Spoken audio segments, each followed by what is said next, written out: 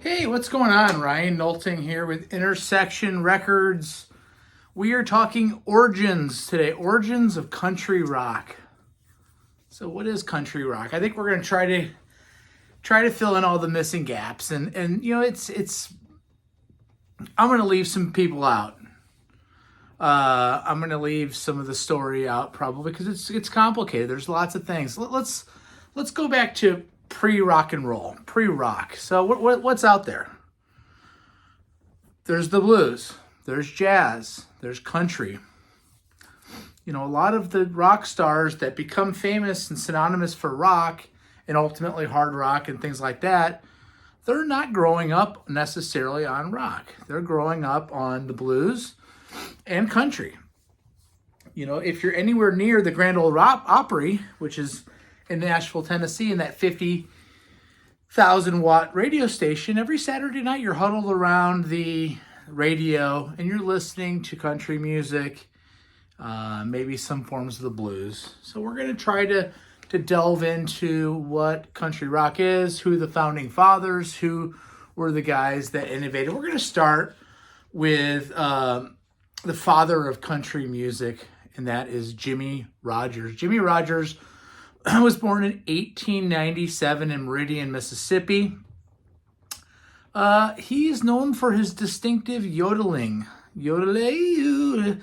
It's this style and the music that accompanies it that really kind of defines early country. So, you know, his rhythmic, definitive rhyming, distinctive. Blue Yodel number 9 is selected as one of the 500 most important songs that shapes rock and roll. Leonard Skinner covered Blue Yodel number 1, which is T for Texas. T for Texas, T for Tennessee, right? Also inspired the Beatles, Jimmie Rodgers and George Harrison. So going from there to Robert Johnson, who's really the founding father of modern Chicago blues. And, you know, of course, there's Charlie Patton and people like that who are before Son House. But Robert Johnson, born in 1911, dies in 1938, tragically, right? He's also the guy that's synonymous with selling his soul to the devil at the Crossroads. Of course, Crossroads Blues, a song that Cream would end up doing. You know, he is from Hazelhurst, Mississippi. Again, another Mississippian. Rambling on My Mind, Walking Blues, Love in Vain, Sweet Home Chicago, Me and the Devil Blues, and Traveling Riverside Blues, of course, which Led Zeppelin did. Moving on to kind of the father of modern day country is Hank Williams. Hank Williams was born in 1923. He's one of the most influential singer-songwriters of the 20th century. Cold, Cold Heart, right? Your Cheating Heart. Move It On Over. Rock It On Over. Think of the George Thorogood version, right?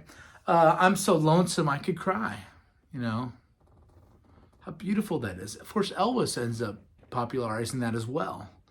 Jambalaya, Honky Tonk Blues. Definitely the Rolling Stones are taking from that, right?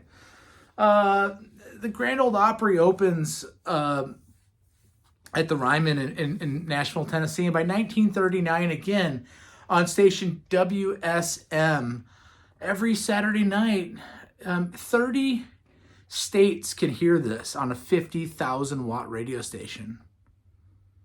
You know, think about that. This is pre-TV in 39. This music takes over. Another pioneer. And I hear a lot of Graham Parsons, who we're going to talk about later, in Lefty for Sale. Okay? He's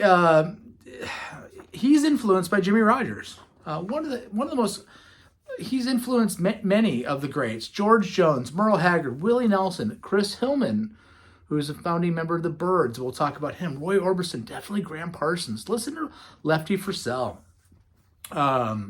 Listen to the song Long Black Veil. Okay. In Saginaw, Michigan. Great song. He was as popular as Hank Williams. Lefty for Sale. Look at that guy. Right? Then, of course, you got the $1 Million Quartet. Jerry Lee Lewis. Carl Perkins, who's the king of rockabilly. Carl Perkins doesn't get the credit that he deserves. And we're going to talk about how he's one of the real founding fathers of country rock. Elvis Presley, of course, and Johnny Cash. This picture was taken on December 4th, 1956 at Sun Studios in Memphis, Tennessee. Jerry Lee, of course, did Great Balls of Fire. A whole lot of shaking going on. He covered Lefty Frizzell songs. In the 70s, he has a country western kind of rebirth of his own career doing country music. And again, these guys aren't raised on rock and roll. Rock and roll doesn't exist. They're into gospel music and country music.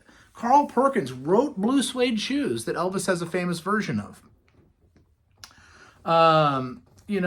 Influenced by Bill Monroe. So Carl Perkins is influenced by the father of bluegrass. And we're not going to get deep in the woods on bluegrass, but bluegrass is part of the story here in country rock. Elvis Presley, country, gospel, father, king of rock and roll. But he's a country singer. The B-side of his first single is Blue Moon of Kentucky. Okay, it's the B-side, 1954. I'm So Lonesome I Could Cry is another one of his huge hits. Johnny Cash. Now, he marries June Carter Cash. The Carter family is an institution in country music. And of course, Johnny Cash is a country music artist, but he's also rock and roll. He ends up performing with Dylan on seminal albums. And all these guys lived the rock lifestyle. Even though they were country guys, they were hard-hitting, partying guys that lived and breathed rock and roll as well. One of my favorites, the great Buddy Holly, Lubbock, Texas. Again, he's doing country, and he's defining one of the first guys to popularize the Fender Strat. Peggy Sue, Every Day, That'll Be the Day, Not Fade Away. Oh Boy, born in 1936, dies tragically in Clearwater, Iowa in February of 59. Hank Williams dies tragically. Jimmy Rogers dies young. Buddy Holly dies young. Elvis dies. Another defining duo, the Everly Brothers. Again, we're calling this early rock and roll, but it's country music. Phil and Don influenced the Beatles. Keith Richards says that he was influenced by them. Of course, Simon and Garfunkel.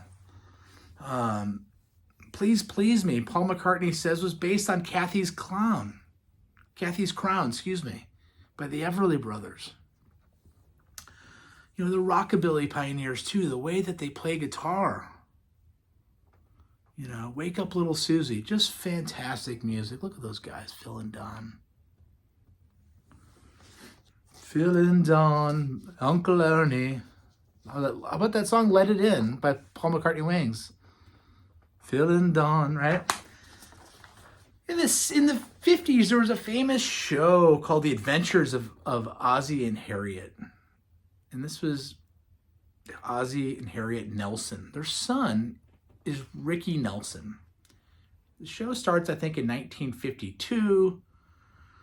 And it runs through the mid-60s. This guy, Ricky Nelson, is hugely influenced by Carl Perkins.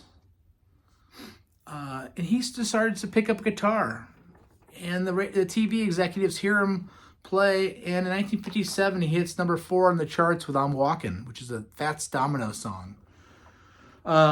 His first number 1 album is Ricky, that comes out later that year. James Burton's 18 years old. Ricky wants his own band. Ricky's now taking music by the late 50s more seriously than the TV show. And of course, he's a teen idol. Look at this guy. Look at Ricky. James Burton becomes the guitar player. And of course, James Burton's going to play a huge role in the history of country rock. More about Ricky later. The Louvin brothers have to be talked about a little. Listen to the album Satan is Real. Okay, 1959. It's worth a listen. These guys were together from 1940 to 1963. The Louvin brothers. On to Woody Guthrie. This Land Is Your Land, right? An influence on Bob Dylan, American folk music. Influence Springsteen, Woody Guthrie. And there was a folk music thing going on in the later 50s. Here's a band called the Kentucky Colonels. They were together from 54 to 65. They were a family band of the White brothers, Eric Rowland and Clarence White. Clarence White's going to join the Byrds in the late 60s after Chris Hillman and Graham Parsons leave. We're going to get there. Clarence White ends up defining the Telecaster and how to play what's called a B-bender that makes it sound like a steel guitar. The White brothers. Another band, kind of folk band of that band, country, the New Christy Minstrels. Okay? The Mighty Wind, if you know that movie, right? The Christopher Guest movie. The band, the New Main Street Singers, are based on this. That's a funny movie, by the way, if you haven't seen A Mighty Wind. It's about a folk music revival. Helped launch the careers of Barry McGuire, Gene Clark, who we'll get to in a minute, Kim Carnes, remember Betty Davis Eyes, and Kenny Rogers. They were all part of this band at one point or another. Okay? The New Christy Minstrels, Gene Clark, man, Barry McGuire, McGuinn and McGuire, getting higher in LA, you know where it's at. And then, of all these bands, also the New Lost City Ramblers. They were formed in 1958. They were an old-time string band. Mike Seeger, the half-brother of Pete Seeger, right, who wrote Turn, Turn, Turn, that the Byrds end up really popularizing. He was in this band. Played at the Ash Grove in Los Angeles. Very influential on the scene. The New Lost City Ramblers. And this leads me, again, after talking about Woody Guthrie, to kind of the godfather of modern-day songwriting and modern-day music, in my opinion, is Bob Dylan. Some people say, oh, I don't like Bob Dylan, I don't like his voice. Well, you're missing out. Disciple of Woody Guthrie, changes folk music, changes songwriting into singing about personal thoughts, not necessarily personal love songs. He was never a love song writer, but he makes things topical. Kind of like James Dean changes the way acting is done. He changes the way music is done. Bridges the gap between folk and rock. And then we get to Gene Clark. He's from Tipton, Missouri, which is outside of Kansas City. Gene Clark was born in 1941. He was in the New Christy Minstrels. Okay? Then joins the Byrds. He wrote I'll Feel a Whole Lot Better When You're Gone. Classic. He wrote 8 Miles High. I'm highlighting Gene because Gene doesn't get as much credit as the rest of this band. Okay? There's Gene out front. David Crosby isn't pictured here, but of course David Crosby's in the band. We got Chris Hillman on bass. We got Roger McGuinn, probably called Jim McGuinn here before he changes his name to Roger, which was his middle name, and Michael Clark. Check out Gene Clark, who tragically dies in 1991. Just a genius. So Dylan gives, prior to Dylan recording and releasing Mr. Tambourine Man, he gives it to the Byrds. It changes folk music forever. It's something that can be danced to now. Okay? Turn, Turn, Turn. They had so many hits. Okay? They were the American answer to the Beatles. And what does that do to Dylan? It makes Dylan want to go electric. Dylan goes electric July 25th, 1965 at the Newport Folk Festival. Pete Seeger, right, is so irate because I think his father was in the front row and had hearing problems that he wants to take an axe to the cables to cut this band off with Mike Bloomfield on guitar. Dylan goes electric. Dylan influences the Byrds, and the Byrds influence Dylan along with the Beatles. And now we're taking folk that's been influenced by country. We're electrifying it. We're turning it into rock and roll. And then you got the bands that follow, the Buffalo Springfield, Stephen Stills, Neil Young, God, I love it. Richie Fura, who goes on to form Poco, right? Neil, Bruce Palmer. Remember we talked about Ricky Nelson and his show, Ozzy and Harriet show? He ends up, after he grows up, his bubblegum music is no longer fashionable, and he gets into country music. It has the Stone Canyon Band. He changes his name to Rick Nelson on his 21st birthday.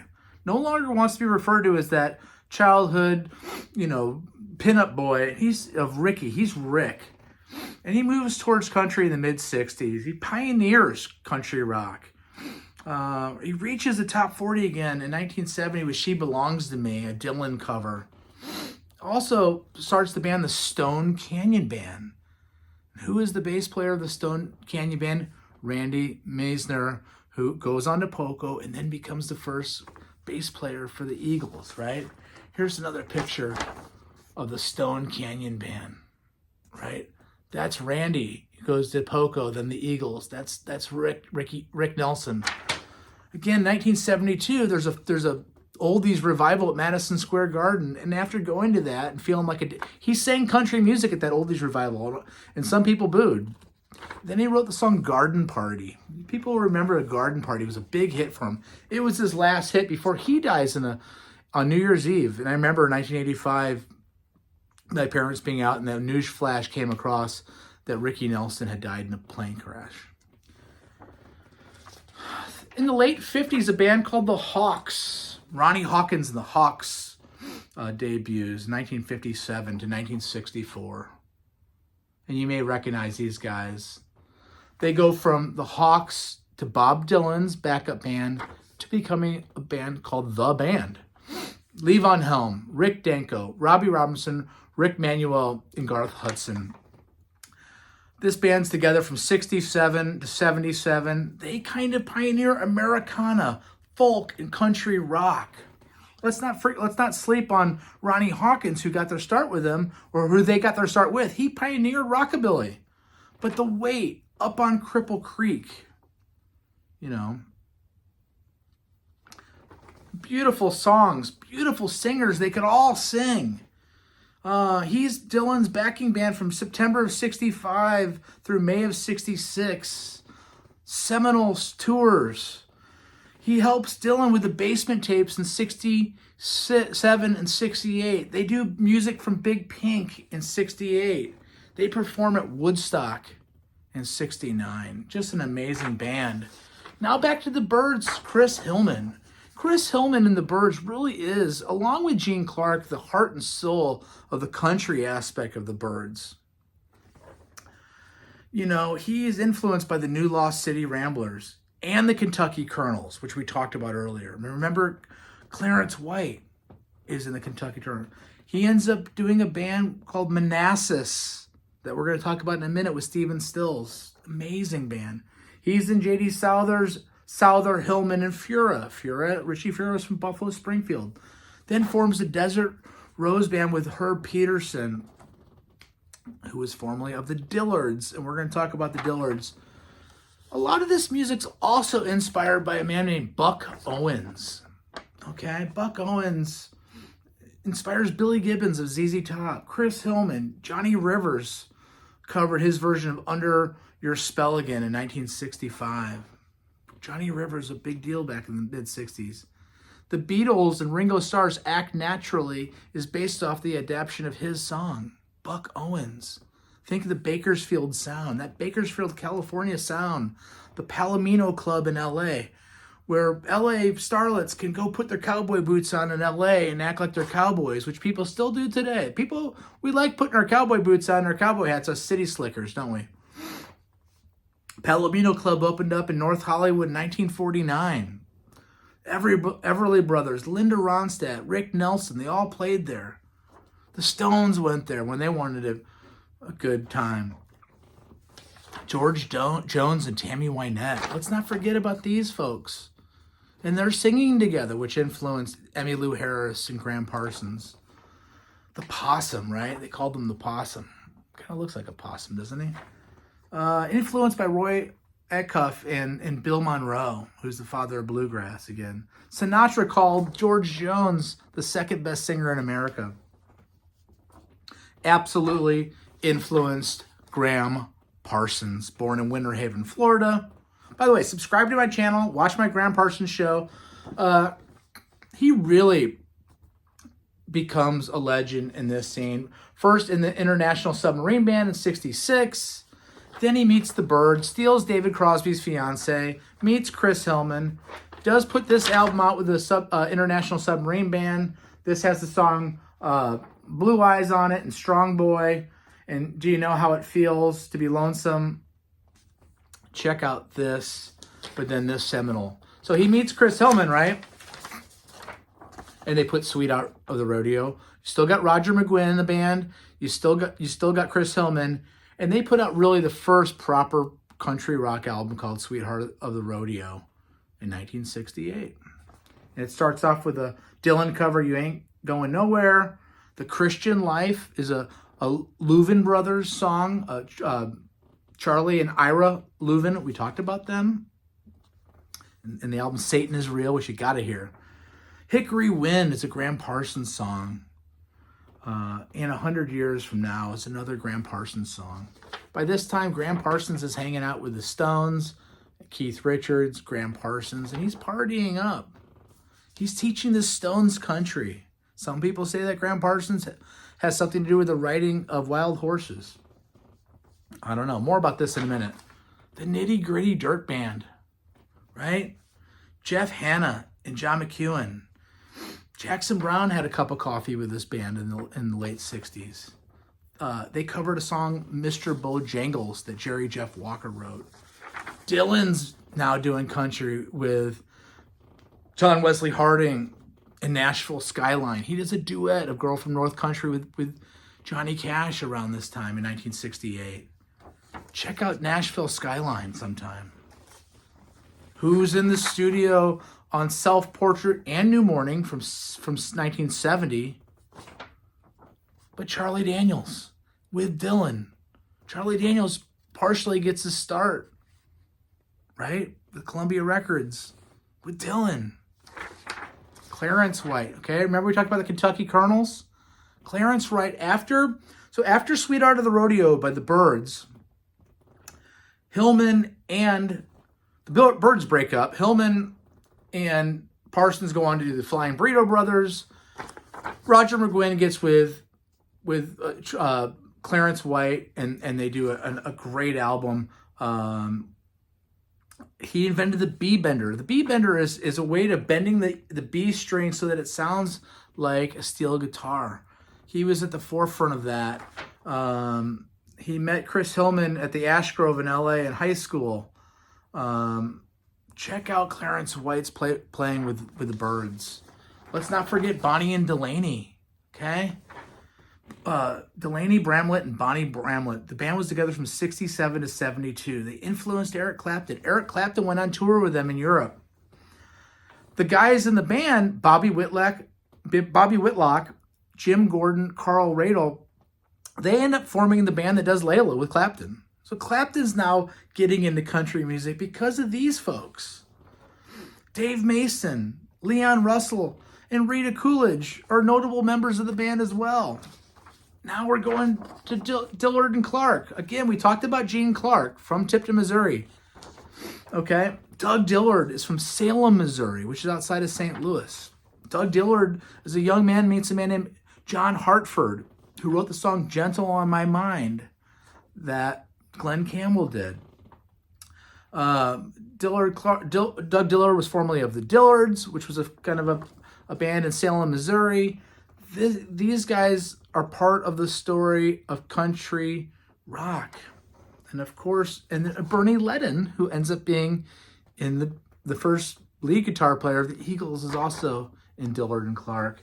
And that gets us to the Flying Burrito Brothers. Again, after Sweetheart of the Rodeo, Graham Parsons and Hillman leave the Byrds, at which point Clarence White goes into the Byrds. This is the Flying Burrito Brothers debut album. Hot Burrito 1, Hot Burrito 2, Sin City. Listen to this is a Palace of Gilded Sin from February of 69. You got to listen to this record. You got to listen to Sin City and Hot Burrito 1, if anything else that you do tonight. Subscribe to my channel. I know this video is getting long. That gets us to Poco. Okay, remember we talked about Buffalo Springfield, Richie Fura. Remember we talked about the Stone Canyon Band with Rick Nelson. That's Randy Meisner. Becomes the bass player of the Eagles. We got Rusty Young rounding the band out with Jim Messina and George Grantham on drums. Paul Cotton later joins. Timothy B. Schmidt later joins, who replaces Randy in the Eagles. Better Think Twice from 1970. Picking Up the Pieces from 1969 are great songs. Later they go on to do In the Heart of the Night and Crazy Love. Manassas. After Flying Burrito Brothers breaks up, Chris Hillman joins Stephen Stills in a band called Manassas. Before I lose my mind, let's not forget about Crosby, Stills, and Nash. This is their second album, Deja Vu. This is Crosby, Stills, Nash, and Young. The debut with Sweet Judy Blue Eyes, really defines this. And we haven't talked a lot about David Crosby, who just passed away, one of my favorite singers. Stephen Stills, Neil Young, Graham Nash. Absolutely. These guys formed in 68. They're absolutely part of this story. They couldn't be more a part of this story, but I wanted to give some love to some other people. Graham Nash, after leaving the Burrito Brothers, after partying so much with the Stones that they have to fire him and move on with Bernie Ledden on guitar. Remember Bernie Ledden from the Dillards? Bernie Ledden's now in the Flying Burrito Brothers. Then he goes on to the Eagles. This album, Grievous Angel, is just amazing. The debut is GP, which has A Song for You, Streets of Baltimore on it. Al Perkins and Emmylou Harris are on that. This has a Return of the Grievous Angel and Love Hurts. Nazareth made that popular too, right? The version with Emmylou Harris and Graham Parsons, look at Emmylou, how beautiful she was, or she still is. The version of Love Hurts that these two beautiful people, and of course Graham Nash would die tragically of tequila and mescaline or heroin or whatever it was. It's just sad. And that's going to bring me to, again, Dylan's in the studio with Charlie Daniels. He's part of this story, and we're going to talk about Southern rock in a different show. Trudy, long-haired country boy, uneasy rider, ultimately Devil Went Down to Georgia. Look, here's Charlie with Dickie Betts on guitar, just jamming. And I don't want to get too far into the weeds, but Dickie Betts, right? Ramblin' Man, Jessica, Bougainvillea. They invent Southern rock, along with Leonard Skinner. Remember Leonard Skinner covered T for Texas by Jimmy Rogers. Linda Ronstadt's backing band in 1971. She needs a backing band. She finds Don Henley. Okay, she wants Bernie Ledden, but he's still in the Flying Burrito Brothers. So instead of Bernie Ledden, she gets Glenn Frey. And then Bernie Ledden does join, and her backing band at the Troubadour is Don Henley, Glenn Frey, and Bernie Ledden. And finally, they quit her band, and they form the Eagles. Bernie Ledden, Randy Meisner, remember, from the Stone Canyon Band with Ricky Nelson, Glenn Frey, and Don Henley. And that's my story on country rock, 30 minutes deep. I know I threw a lot at you. There's a lot of music here to love.